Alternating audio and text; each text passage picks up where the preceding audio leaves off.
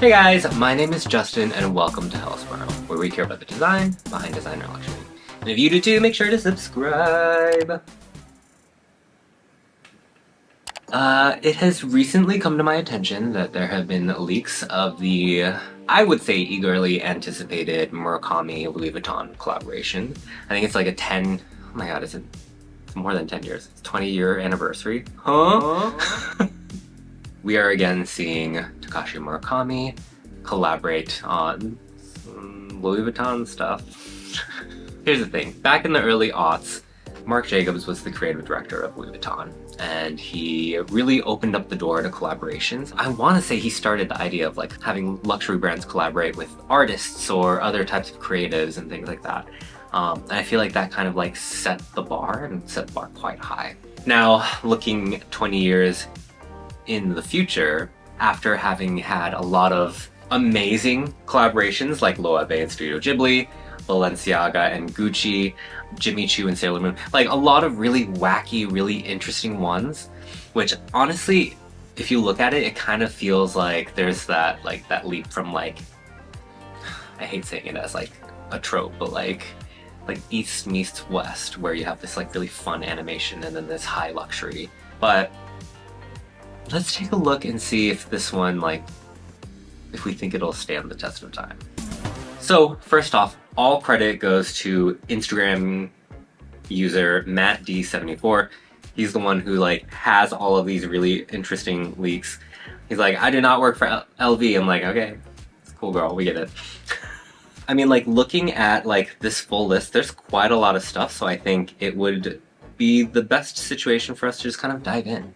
Okay, I have to say the crazy thing about this is all of these already have prices in USD, so thank you very much for that. It's almost like he got the booklet and he's not scared of losing status.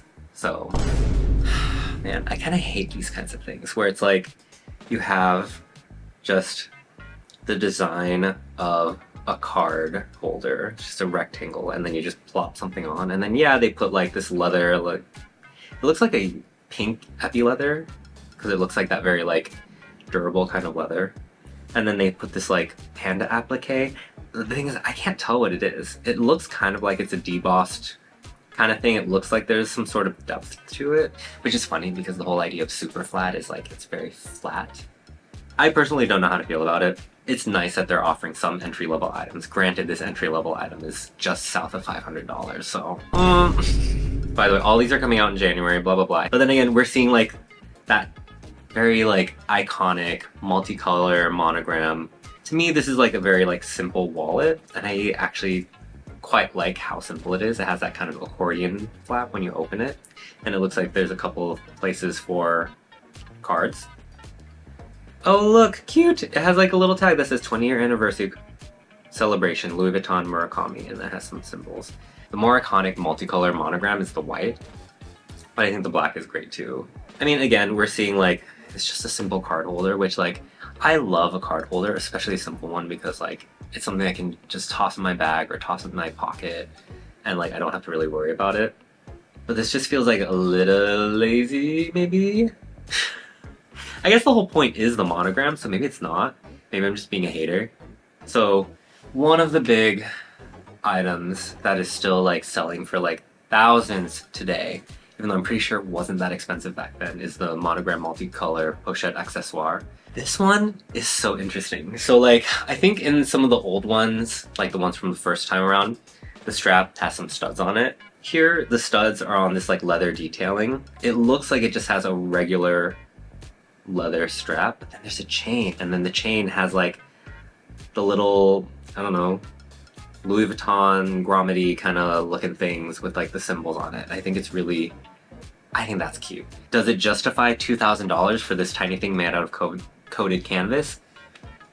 Maybe I'm not the right person to ask. And again, we're seeing it in the white, and then this time it has the gold hardware, which I think it feels more referential to the original collection. I actually can't remember. I'm pretty sure the black bags before it also had gold hardware, and then this one has silver, which I actually like that there's a different color hardware for people who maybe want one or the other. Or I guess like if you have the money and the access and you want both of them, sure. Hold on. It looks like, is the chain attached to the strap so it's like half strap, half chain? Because if that's the case, I don't like that. I like the idea of having an option or having like a strap and then having like the chain to be like a little detail. Okay, this is the one that I really wanted to talk about. So I love the Capuchins, I don't know if I'm pronouncing that right, bag. I like that Louis Vuitton was like, hey, let's take a stab at like a non-logo centric, like nice looking bag. And it did miserably. Like people who shop at Louis Vuitton want the branding, they want the name, the notice. So then for them to have this like really classy, like shaped bag, and then they just put this giant rainbow panda on it, I think it's hilarious. It's such a strange juxtaposition between like high and low in a way. Like, I mean, super flat is, I think, considered like lowbrow. I mean, some of the statues, some of those sculptures, I think, would definitely be called lowbrow. I don't know if I'm allowed to show them, but there's a guy holding his thing, and then there's one of a girl holding her things, and there's stuff coming out of the stuff. But this one's cute and it's accessible. Not price-wise, because that is... Oh, look at that. I think we're actually getting a closer look at the chain attaching to a leather strap, and I think that is what it is. I think it is that. Taking a look at this Speedy 20, this is the only size. I love the print that's on it. I love the Murakami like flower. And the fact that he combined it with like the Louis Vuitton flower, I think is super smart. Oh, I like that the inside's pink. That's fun. And then you get that Vachetta little logo. I think this kind of like, it's coming, like growing up from the bottom of the bag, I think is the closest thing to clever that we're gonna get from this collaboration. I think this is funny. Having like a little dog bag in this. I think the best part about it, to be quite frank, is a little tag where they added a bow onto it. Correct me if I'm wrong, let me know in the comments, but I'm pretty sure like with the first collaboration, a lot of these kinds of like luggage tags also had bows on them. There's like a lot of this like extra stuff, you know? It was very like Y2K, like you had like the metal corners and the studs and the bows added on. Everything was kind of garish because that's just how it was. And I think that's what made it charming. So I feel like that's maybe why I'm finding this collaboration a little bit boring comparatively. Yeah, I don't know. $2,800 skateboard. Okay. So looking at this like Nano Speedy, I love it. I think it's great. Sure, do the Vachetta, do the bow with the little luggage tagger. I don't know if it's supposed to be like a key cloche or whatever. Love that it has a little crossbody strap.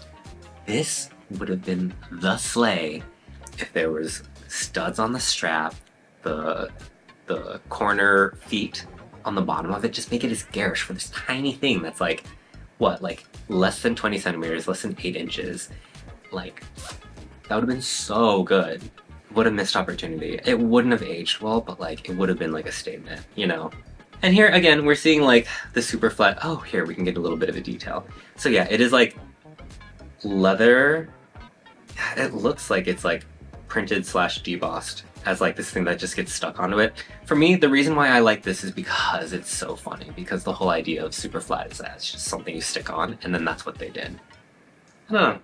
This one, you can see there that it has a separate chain. I think it's 2 separate things. So maybe for the other pochette accessoires, it's also a chain strap and then a leather strap. But I mean, only time will tell. Here we go. This is what I want to get to.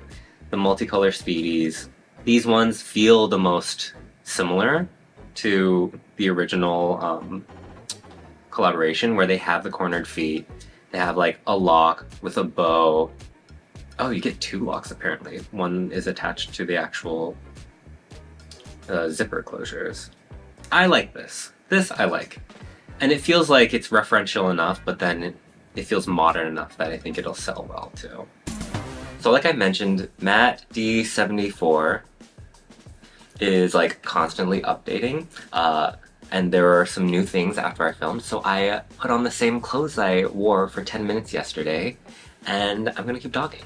But there are 2 items that were like recently added that I found really interesting, and they both kind of have to do with the idea of like, what does fashion mean right now versus like when we thought about fashion during like the early aughts, what did that mean as well? There was like, I forget the name of the bag. I'll try to put the name of it below, and how like that to me was like the it bag when it came to like this collection. It meant more than like the pochette and everything that's like still popular now. To me, like a belt bag is very much like 2020s, like this is like the kind of bag that everyone has. They strap it across their chest, and then, like for some reason it just became like popular again. It feels like a mix of 2024 mixed with 2004, where we still have like those like extra studs, the little bow added onto the tag that just hangs in the middle, but then the fact that it's a belt bag feels so... This is like the one of the few things that I'm actually kind of like, not for me, but like interested by. And then the other thing I want to talk about is the monogram multicolor Cuisson BB. Again, same thing, and it's only coming in this color, but for me this is another great example of like what 2020's fashion is. Like a year and a half to 2 years ago, there was like that hard right turn into like a little bit of like surrealism. I think a lot of it was like propelled by Loewe and other brands who got into like the Coach Tabby bag, that kind of thing, where we had like squishy, like kind of unrealistic looking bags. And this, I mean, this is not as like insane as some of those other like puffy bags, but this still has that kind of like you're looking at this, it looks squishy, right? And I think come 20 years from now, we're gonna have people say like, why did we ever want bags that looked so like puffy? Like it's so weird. Like, and of course, like that's just how trends work. Like people are gonna want whatever's in, whatever's interesting at the time, whatever's new, and then default to the classics and the in-between times. Alright, so that's kind of like one of the first looks that I've had at this collection, or this like, you know, capsule collaboration, whatever you want to call it. I'm underwhelmed. I shouldn't be surprised by saying that, because Louis Vuitton typically underwhelms me. Not that it's like shady or anything like that, but like it's just not my style. But I guess like my expectations are typically never commercial, because I always love stuff that I can also find on sale, because it's all the weird stuff. So there you go. But let me know what you guys think. Do you have anything from the original collaboration? If you do, tell me what it is, because I want to know. But that is all I have for you today, so if you like this video, please make sure to like and subscribe. It lets me know that you like this kind of content and that you too care about the design behind designer luxury.